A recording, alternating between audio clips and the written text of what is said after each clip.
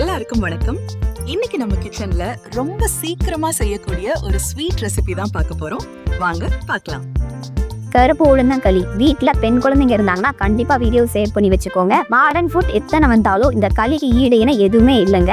1 cup கருப்பு உளுந்து எடுத்துருக்கேன். கூடவே 1 டீஸ்பூன் வெள்ளை உளுந்து சேர்த்து லைட்டாக நிறம் மாதிரி நல்ல வாசனை வரையுமே எடுத்து வச்சிருங்க. இதே கடாயில் 1/4 கப் பச்சரிசி சேர்த்துருக்கேன். இது நல்லா பொரிஞ்சதுக்கு அப்புறமா எடுத்து வச்சிருங்க. நீங்கள் தட்டின கருப்பட்டி 1.5 கப் எடுத்துருக்கிறேன். இதோடவே 3 கப் தண்ணி ஊற்றி கருப்பட்டியை நல்லா கரைய வச்சு வடிகட்டி எடுத்துக்கோங்க. அரிசி உளுந்து நல்லா ஆறுனதுக்கு அப்புறமா மிக்சியில் போட்டு பொடி பண்ணி சலிச்சு வச்சுக்கோங்க. இந்த பொடியை 4லேருந்து 5 மாதத்துக்கு நீங்கள் ஸ்டோர் பண்ணி வச்சுக்கலாம். இப்போ 1 கப் எடுத்துருக்கிறேன். கூடவே கரைச்சி வச்சுக்க கருப்பட்டி தண்ணியை கொஞ்சம் கொஞ்சமா சேர்த்து கட்டி இல்லாம கரைச்சதுக்கு அப்புறமா நீங்க அடுப்பு ஆன் பண்ணிக்கோங்க.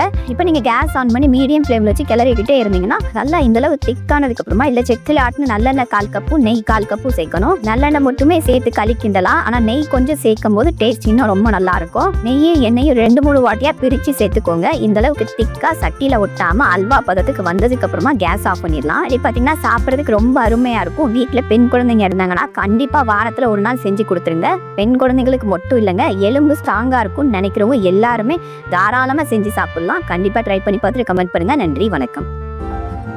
இந்த வீடியோ பிடிச்சிருந்தா லைக், ஷேர், சப்ஸ்கிரைப் பண்ணுங்க ப்ளீஸ்.